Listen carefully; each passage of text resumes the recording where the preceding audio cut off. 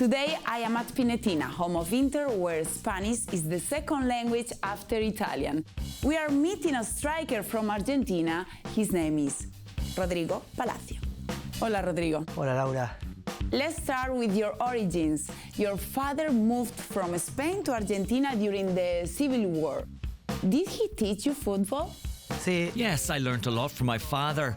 He's lived in Argentina since he was a child. My parents left Spain at the start of the Civil War. They went to Argentina because they had family there. My grandfather was offered work there too, so the whole family moved. My entire family are really into football. In fact, my father was a professional. Becoming a footballer was a natural choice for me, really. You are versatile and can make goals and score them.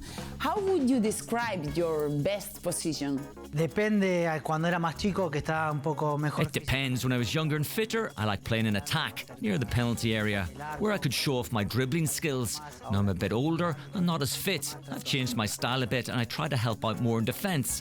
My body isn't what it used to be. No me da tanto como cuando era más joven. Your nickname is El Trenza for your hairstyle. Can you explain your unusual look?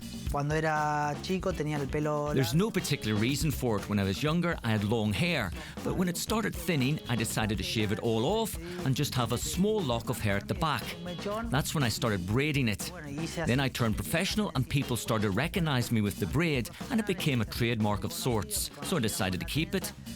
I might get rid of it when I stop playing.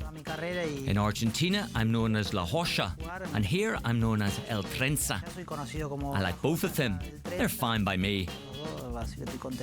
Tell us about your early days in Italy after Genoa signed you from Boca Juniors. I wanted to try my luck over here in Europe. One day, Fabrizio Prestiosi, the son of the Genoa president, came to Argentina. He's a big football fan.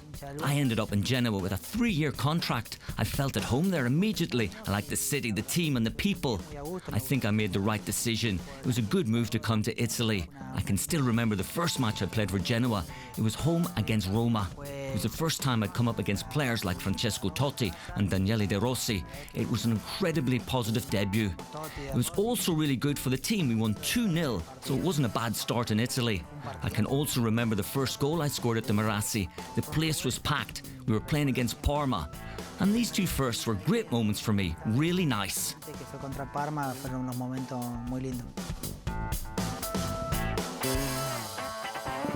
You moved to Inter in 2012 when you were nearly 30. Why so late? Yes, definitely. I came a bit late, but it was my fault. When I was playing for Boca in Argentina, I'd already been asked to come over to Europe before Genoa offered me a contract, but I didn't want to really. I wanted to stay put in my own country. I liked playing for Boca. It was a great team. We were playing well, winning our matches. So I was having fun. You refused the old number 22 shirt of Diego Milito to avoid pressure. Is that true?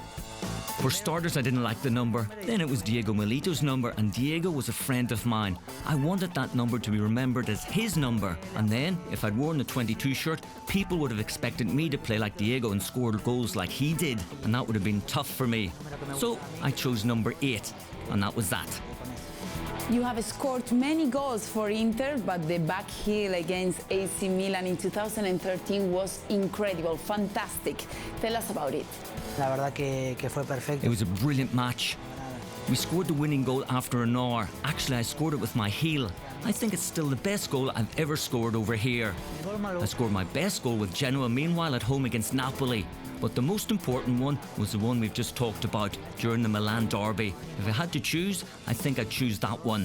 Me quedo con el del derby. El de taco. Uno más lindo y el otro más importante. You missed a penalty in the Team Cup against Juventus. How does a striker feel in those situations? It was horrible. It never happened to me before. We were awarded a penalty, and it's really horrible when your team loses because of something you do wrong. Missing a penalty is the worst experience for a footballer. I wanted the earth to open up. But then again, these things happen. It's very different watching a penalty on TV at home than actually taking it yourself. It was a real shame because we wanted to win, but you have to move on. I'm sure I'll have other chances and I'll make other mistakes. I'll try to make as few mistakes as possible in the future and score next time around. And now the last question, Rodrigo. Can you tell us a funny story about your time in Inter?